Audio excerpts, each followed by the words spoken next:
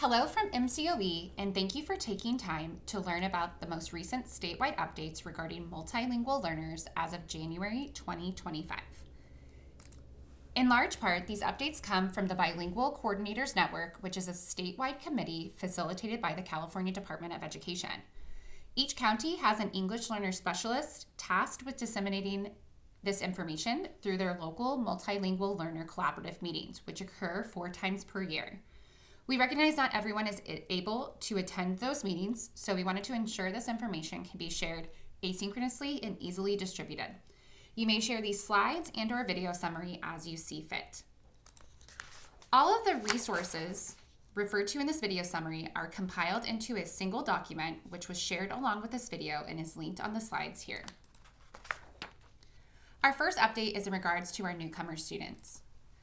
In response to recent developments at the federal level, Governor Gavin Newsom sent a letter to school leaders and educators throughout the state on November 27th. This letter reaffirmed California's commitment to the rights and dignity of immigrant students and their family, including the right to attend public school and receive a quality education without discrimination, the right to a safe school environment, and confidentiality of student information. To mitigate any uncertainty or concerns, it is important that all school staff understand the rights of immigrant students and their families. Here are a couple of resources you can use to support that. The first is the Public Schools Guide to Enrolling and Supporting Immigrant Students, which includes useful terminology, a reminder of immigrant families' rights, and outlines best practices for supporting immigrant students. The second resource is from California Association for Bilingual Education, which provides tips and helpful reminders for teachers and parents in navigating these times. Our next update takes us to the California Dashboard. California's dashboard is an accountability system based on multiple data points.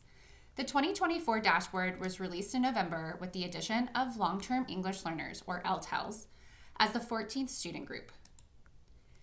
The California Department of Education 2024 Dashboard Communications Toolkit provides a series of 1 to 2 page flyers for parents and educators to become familiar with the information on the dashboard, including the student groups and indicators. For the California dashboard, long-term English learner is defined as a student who has not attained English language proficiency within 7 years of initial classification. This is slightly different from the definition used in DataQuest, CASP, and LPAC. Whereas the dashboard definition is based solely on enrollment length, the other systems include additional criteria based on English language proficiency and performance on the CASP. So what do we know about LTELs in Mendocino County? Of the 2,459 English learners in Mendocino County, around 21 are classified as LTELs. Of those LTELs, 111 are classified as duly identified, which means they are English learners with an IEP and/or 504 plan. That means around 21% of all LTELs are also duly identified. According to EdSource, the performance of long-term English learners was the leading reason schools and districts were flagged for improvements this year. Supporting long-term English learners will require a commitment to investigating the systems in place that create LTELs. Meeting the unique needs of long-term English language learners by Dr. Lori Olson is a helpful guide to assist in defining the problem, identifying barriers, and providing research-based solutions for meeting the needs of LTELs. All right, so we're going to go ahead and transition into reclassification. In September, the California Department of Education released a clarification regarding reclassification criteria for duly identified students.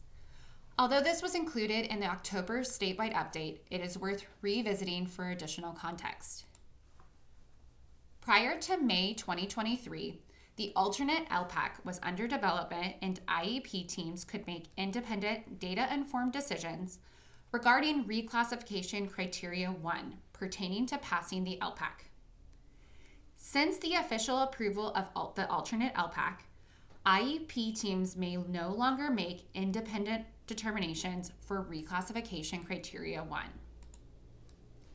To meet reclassification criteria 1, all English learners must achieve an overall performance level 4 on the summative LPAC or an overall performance level 3 on the summative alternate LPAC. There are no other pathways to satisfying reclassification criteria 1.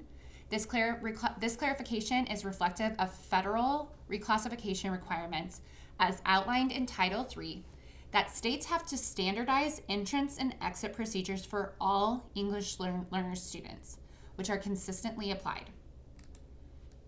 To help with clarity, our partners in Placer and Sacramento counties have created a process map outlining the reclassification process for duly identified students, which is linked to these slides as well as the resource document.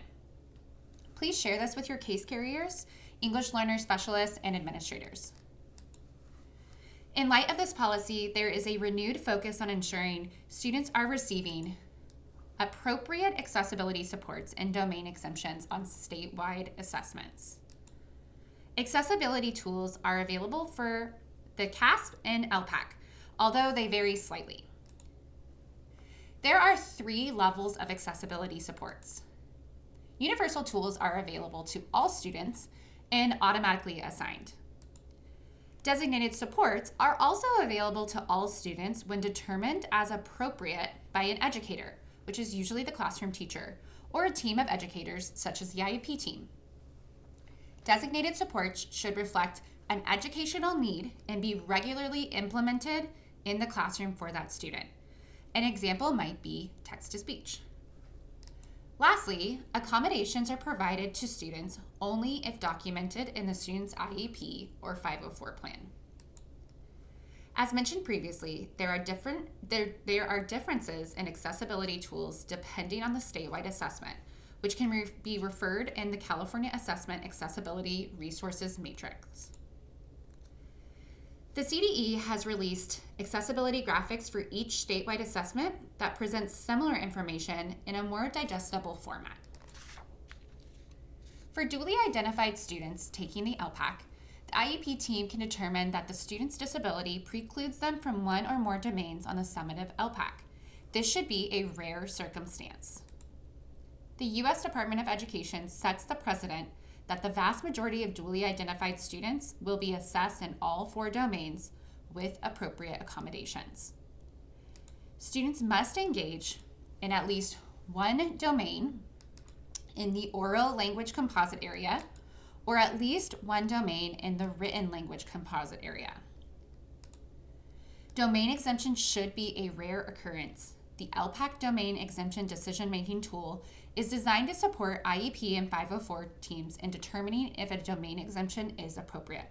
These are linked in the session document. Keep a lookout for MCOE's CASP newsletter for more information on statewide assessments and accessibility resources. Our last update pertains to the OPTEL tool for reclassification.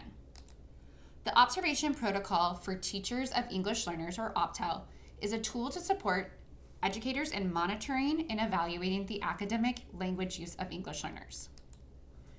The OPTEL addresses the teacher evaluation and parent consultation pieces of the reclassification process, which are criteria 2 and 3. It also acts as a formative assessment tool for gathering evidence of a student's progress towards English language proficiency. OPTEL was developed to standardize the reclassification process across the state as required by Title III. An important note, OPTEL is not mandatory at this point. However, CDE strongly recommends LEAs start acquainting themselves in transitioning to the use of the OPTEL. In order to facilitate this transition, Los Angeles County Office of Ed has developed a Canvas training with 9 modules and a repository of training materials. So to wrap it up, here at MCOE, we are available to answer any questions you might have, as well as support your site or district.